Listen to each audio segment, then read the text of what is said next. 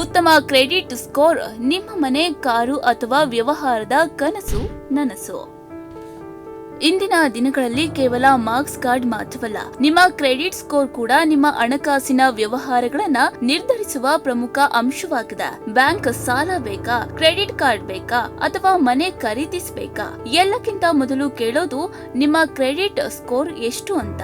ಇವತ್ತಿನ ಜಗತ್ತಿನಲ್ಲಿ ಉತ್ತಮ ಸಿಬಿಲ್ ಸ್ಕೋರ್ ಇದ್ರೆ ಹಣಕಾಸಿನ ಹಲವು ವ್ಯವಹಾರಗಳನ್ನ ಸುಲಭವಾಗ್ತವೆ. ಹಾಗಾದರೆ ಉತ್ತಮ ಕ್ರೆಡಿಟ್ ಸ್ಕೋರ್ ಅಂದ್ರೇನು?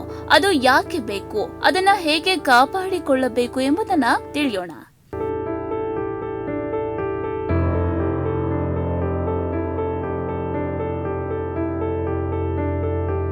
ಹೌದು, ಮಾರ್ಕ್ಸ್ ಕಾರ್ಡ್ ಶಿಕ್ಷಣದಲ್ಲಿ ನಿಮ್ಮ ಸಾಧನೆಯನ್ನ ತೋರಿಸಿದ್ರೆ, ಕ್ರೆಡಿಟ್ ಸ್ಕೋರ್ ನಿಮ್ಮ ಹಣಕಾಸಿನ ಶಿಸ್ತನ್ನ ತೋರಿಸುತ್ತದೆ. ಇತ್ತೀಚೆಗೆ ಬ್ಯಾಂಕ್ಗಳು ಮತ್ತು ಹಣಕಾಸು ಸಂಸ್ಥೆಗಳು ಸಾಲ ನೀಡುವ ಮೊದಲು ಈ ಸ್ಕೋರ್ಗೆ ಹೆಚ್ಚಿನ ಮಹತ್ವವನ್ನ ನೀಡುತ್ತವೆ.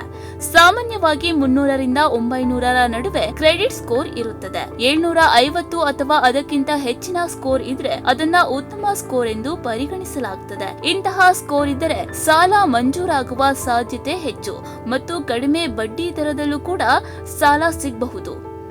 ಇನ್ನು ಉತ್ತಮ ಸಿಬಿಲ್ ಸ್ಕೋರ್ ಕಾಯ್ದುಕೊಳ್ಳಲು ಮೊದಲ ನಿಯಮ ಎಂದರೆ ಸಾಲದ ಕಂತುಗಳು ಮತ್ತು ಕ್ರೆಡಿಟ್ ಕಾರ್ಡ್ ಬಿಲ್ಗಳನ್ನ ಸಮಯಕ್ಕೆ ಸರಿಯಾಗಿ ಪಾವತಿಸುವುದು. ಒಂದು ಪಾವತಿ ತಡವಾದರೂ ಕೂಡ ಸ್ಕೋರ್ ಮೇಲೆ ಪರಿಣಾಮ ಬೀಳಬಹುದು. ಅಗತ್ಯಕ್ಕಿಂತ ಹೆಚ್ಚು ಸಾಲ ಪಡೆಯದಿರುವುದು, ಕ್ರೆಡಿಟ್ ಕಾರ್ಡ್ ಮಿತಿಯನ್ನ ಬಹುಭಾಗವನ್ನು ಬಳಸದೇ ಇರುವುದು ಮತ್ತು ಅನಗತ್ಯವಾಗಿ ಹಲವು ಸಾಲಗಳಿಗೆ ಅರ್ಜಿ ಸಲ್ಲಿಸದೇ ಇರುವುದು ಕೂಡ ಉತ್ತಮ ಕ್ರೆಡಿಟ್ ಸ್ಕೋರ್ಗೆ ಸಹಕಾರಿ.